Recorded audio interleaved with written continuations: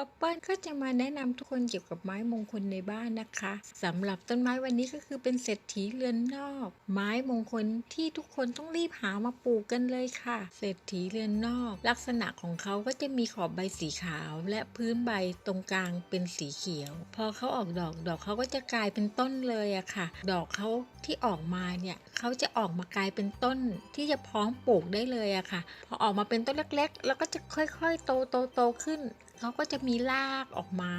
เต็มเลยค่ะเราสามารถนำเอาไปปลูกได้เลยวิธีสังเกตนะคะว่าเป็นเศรษฐีเรือนในหรือเศรษฐีเรือนนอกอย่าลืมหามาปลูกกันนะคะ